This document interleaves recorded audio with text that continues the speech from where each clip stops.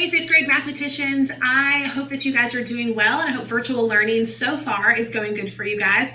If you need anything, please don't forget to call or text me or send me an email, and I'm happy to help you no matter what it is that you need. Whether it's help with math or you guys need something at home, please let me know so I can help you, okay? I miss you guys so much, and I hate that I didn't get to see you this week after I was gone right before Christmas break, and I really am missing you guys, but I know that you guys are going to totally rock virtual learning, so do your best work. You guys are so smart, and I'm looking forward to you guys coming back in the classroom and showing off all the things that you've learned during our virtual learning. So yesterday, you guys watched our favorite Math Antics guy, and he was talking about the order of operations. So he showed us a problem that had more than just one operation. And if you remember right, there's 4 operations: addition, subtraction, multiplication, and division. So when we have a problem that has more than one of those operations in it, we have to follow a special set of rules. So to review, I want us to go over what those rules are that he told us yesterday. He told us in this order: first, next, then, and last. So first, we have parentheses. Okay, this means that we're going to look for those special symbols, and these symbols are going to tell us, do this first, do parentheses first, always, every single time. Whatever's inside the parentheses, you solve that first. The next step is exponents. Now, we haven't talked very much about exponents, but we did talk about the powers of 10, and they're pretty much the same thing.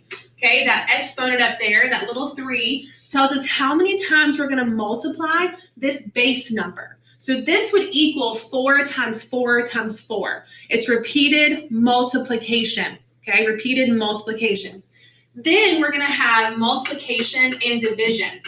Now, this is where things can get a little bit tricky because sometimes we forget which one to do first, okay? And if you remember from the video, we do this from left to right, okay? So multiplication and division, they're kind of like siblings, okay? But if you have siblings or you have cousins close to your age, you know that sometimes like the older one gets to do things that you don't get to do, or whoever's there first gets to do things that you don't get to do. I want you to think about multiplication and division as siblings. Whoever's there first, you solve first. Okay, so if you have a problem with both multiplication and division, you're going to look at it left to right, and whoever is there first, that's their turn first. Don't try to give that turn to something else, to the other operation, because they don't deserve it. They don't get to go first if they aren't first. Addition and subtraction are the last steps, and just like multiplication and division, addition and subtraction are siblings as well. So again, the same rule applies, that whoever is there first gets solved first, from left to right, okay? I like to say whoever's in the door first gets to go first. So whatever you need to do to help you remember that. So let's solve a few problems then, okay? So I would like for us to look at a problem that just has operations. It doesn't have any parentheses in it, and it's pretty simple. Let's look at 6 plus 4 times 2, okay? Until you really get these steps memorized, I want you to kind of check these off in your brain. Let's look at our problem. Are there parentheses? No parentheses. We don't have any parentheses to solve. We can move to the next step. Next, are there exponents? No exponents. Now we have then multiplication and division. There is multiplication here, and even though it comes after the addition, in our steps, multiplication always comes first. It's like the older sibling, right? So we're going to do 4 times 2 first. Now, what I really want you to do is pay attention to the way that I organize my work, okay? I like to call these pizza slices. So I'm going to solve 4 times 2, and I like to put a little triangle there, like a pizza slice, and I'm going to solve it and put my product there. Then I'm going to bring down the other numbers and the symbols, okay? Now I only have one operation left. It happens to be our very last operation, which is addition. So I'm going to add those 2 together. 6 plus 8 is 14. Always circle your final answer at the bottom.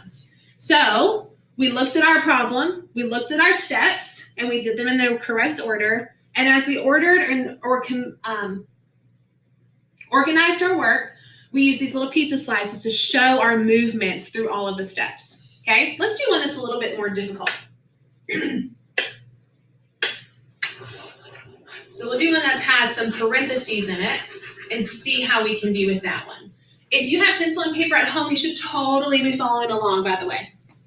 All right, let's look at this one. 50 minus 10 divided by 2. So we have this other problem. Again, until we get these steps in our brain memorized, we always want to check them off, okay? Use a little list. First, parentheses. No parentheses, we can move on. Next, exponents. No exponents, we can move on. Then, multiplication, division. There's no multiplication, but there is some division, and we're going to do that first. Can we still do it first, even though it comes after the subtraction in our problem? Absolutely, because division comes first in our order of operations, right? All right, so we're going to use our pizza slices, and we're going to do 10 divided by 2 equals 5. Bring down the rest of the problem. Now we just have 50 minus 5, which equals 45. Always circle your final answer. All right, these are pretty easy, right? Let's look at the next problem. This will be our last one, and then I want you to go to the forms and show me what it is that you have gotten from these videos.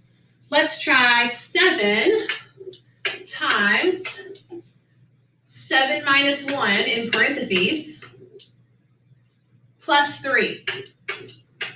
All right, so I went from no parentheses and only 3 numbers to now we have parentheses and we have 4 numbers. It seems a little more difficult, right? As long as we follow our steps, we're going to be just fine. It's no different.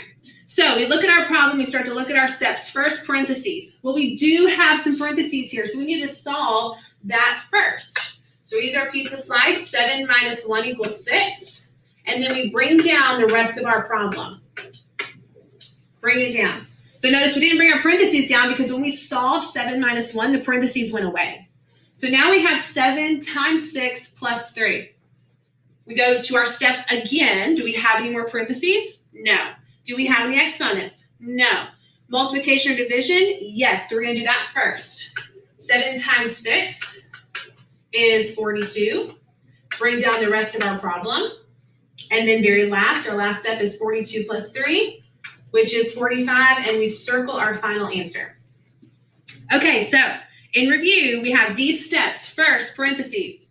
Next, exponents. Then multiplication or division, whoever is in the door first. Last, addition and subtraction. Again, whoever's in the door first gets solved first. In organizing your work, I would like for you to use these pizza slices just to kind of see everything come down. That way you can track to make sure you're actually solving each part of the equation. Okay, remember, you can call or text me if you need any help. What you need to do now is you need to go to the form and answer the 4 questions that I have for you. They are multiple choice, so it's self-correcting. But if you have any struggles on those when you get started, please let me know and we'll have a meeting. I miss you guys and hope you're doing well, and I'll see you guys soon, hopefully. Bye.